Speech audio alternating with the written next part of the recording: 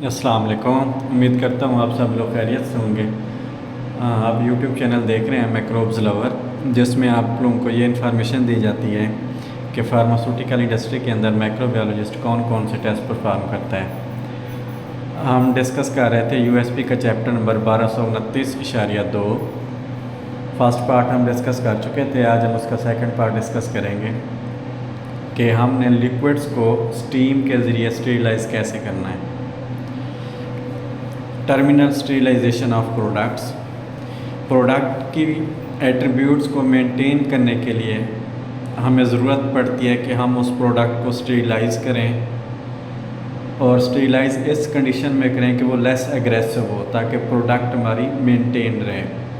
और जितने भी स्टेरिलाइजेशन इक्विपमेंट यूज़ किए जाते हैं साइकिल्स, वो वैलिडेटेड होने चाहिए मोर रिस्ट्रिक्टेड सर्कमस्टांसेस के अंदर भी। जितने भी टर्मिनल स्टेरिलाइज़र हैं वो क्या करते हैं, हीट करते हैं लोड को, मतलब जिस चीज़ को हम स्टेरिलाइज कर रहे हैं वो कैसे करते हैं, सैचुरेटेड स्टीम के ज़रिए या स्टीम और एयर का मिक्सचर यूज़ करके, या फिर steam air and water mixture, या फिर फोर्थ सुपर हीटेड वाटर। इन 4 वेज से हीट किया जाता है उस लोड को टर्मिनल स्टेरिलाइजर के अंदर। दूसरा इन प्रोसेस फ्लूइड्स को हम स्टेरिलाइज करते हैं। ये इस्तेमाल किए जाते हैं पीएच एडजस्टमेंट के लिए, या फिर डाइल्यूशन के लिए फॉर स्पेसिफाइड वॉल्यूम, लुब्रिकेशन या दूसरे पर्पस के लिए। इनको हम कैसे स्टेरिलाइज करते हैं, ये स्टेरिलाइज होते हैं इन conjunction with atom that must be sterilise with direct steam contact. Direct इनके साथ स्टीम का कंटैक्ट होता है, और जो स्टेरिलाइजेशन प्रोसेस है वो मस्ट इंश्योर होना चाहिए कि जितने भी हमने एटम्स रखी हैं वो एडिकेटली स्टेरिलाइज हो चुकी है। तीसरा जिसको हम स्टीम से स्टेरिलाइज करते हैं वो है लेबॉरेटरी मीडिया। लेबॉरेटरी मीडिया जो स्टेरिलाइज किया जाता है मोस्टली, उसके लिए हम ऑटोक्लेव को थोड़ी सी माइनर सी अडाप्टेशंस करते हैं as compare to product autoclave के। वो क्या होती हैं कि वो प्रोविजन करे for slow exhaust and jacket cooling, जो कि हेल्प करता है the basic steam sterilizer design को एंड ऑपरेशन को, ताकि बेटर हमें क्या मिले, अकोमोडेट मटेरियल्स। और स्टेरिलाइजेशन प्रोसेस में भी स्पेसिफिक हो फॉर मीडिया कंटेनर्स के लिए, या फिर combination of both liquid field containers and hard goods. कि लेबॉरेटरी मीडिया के अंदर हम क्या करते हैं, हार्ड गुड्स को भी स्टेरिलाइज कर रहे होते हैं, लाइक यूनिफॉर्म etc। तो ये प्रोसेस जो है ना रिजेंबल्स करते हैं फॉर टर्मिनल स्टेरिलाइज प्रोडक्ट के साथ, रिजेंबलेंस है इसकी, ठीक है।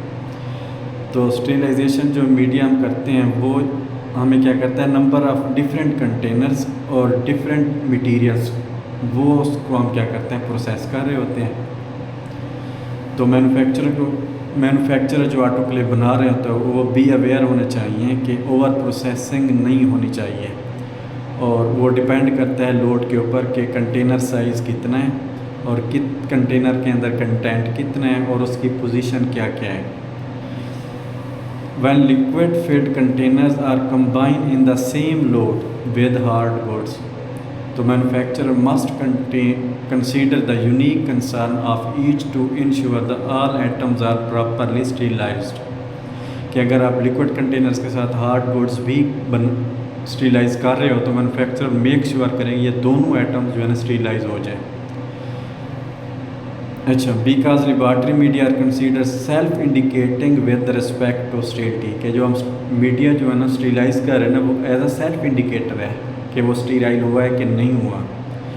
The use of internal biological indicator during validation is not required. वो ये कह रहे हैं कि जब हम टर्मिनल स्टेरिलाइजेशन की वैलिडेशन करते हैं ना, तो हम क्या करते हैं, बायोलॉजिकल इंडिकेटर यूज़ करके उसको वैलिडेट कर रहे होते हैं कि ये प्रॉपर फंक्शन कर रहा है कि नहीं कर रहा। तो मीडिया के केस में ये बताना चाह रहा है कि जो मीडिया के लिए हम टर्मिनल स्टेरिलाइज़र यूज़ करते हैं ऑटोक्लेव, तो वो एज अ सेल्फ इंडिकेटर है। जब हम मीडिया स्टेरिलाइज करेंगे उसको प्री इंक्यूबेट करेंगे, अगर तो कोई कंटामिनेशन ग्रोथ नहीं आती तो इसका मतलब ये क्या, सेल्फ इंडिकेटर है। चौथा उसके बाद है बायोवेस्ट स्टेरिलाइजेशन। इसको हम कैसे स्टेरिलाइज करते हैं। बायोवेस्ट स्टेरिलाइजेशन जो है ना सील्ड कंटेनर्स के अंदर की जाती है, चाहे वो लेबॉरेटरी से हैं कंटेनर है जैसे पॉजिटिव कंट्रोल होते हैं, या फिर प्रोडक्शन से कोई बायो वेस्ट आ जाता है तो उसको हम स्टेरिलाइज करते हैं कंटेनर्स के अंदर, सील्ड कंटेनर्स में।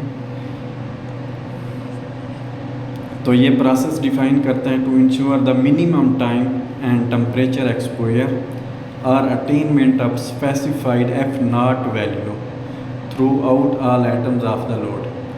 ये डिपेंड करता है कि पोटेंशियल कंटामिनेंट्स कितना प्रेजेंट है उस सील्ड कंटेनर्स के अंदर जिसको हम डिकंटामिनेट कर रहे हैं। ऑटोक्लेव डिज़ाइन किया जाता है में इनकॉर्पोरेट द कंडेंसेट कलेक्शन और स्टेरिलाइजेबल एग्जॉस्ट फिल्टर्स के ऊपर टू इंश्योर दैट के pathogens are adequately contain because the objective of bio-waste sterilization to render the material safe for contact and disposal। ठीक है, ये था हमारा आज का लेक्चर जिसके अंदर हमने सिर्फ ये कहा कि स्टीम के ज़रिए हम कौन कौन सी चीज़ें स्टेरिलाइज कर सकते हैं। पहला जो हमने डिस्कस किया है वो क्या था कि टर्मिनल स्टेरिलाइज प्रोडक्ट्स थी। दूसरा हमारे पास क्या था, वो फील्ड लिक्विड कंटेनर्स थे। तीसरा हमारे पास लेबॉरेटरी का मीडिया था। चौथा हमारे पास बायो वेस्ट था। ठीक है, इंशाल्लाह नेक्स्ट पार्ट में हम इसको फर्दर डिस्कस करेंगे। ये सारा जो डाटा कलेक्ट किया गया है ये यूएसपी का चैप्टर उसी के अंदर से ही डाटा कलेक्ट किया गया 1229.2। Okay, thank you so much for watching and subscribing my YouTube channel. Okay, अल्लाह हाफिज़, टेक केयर।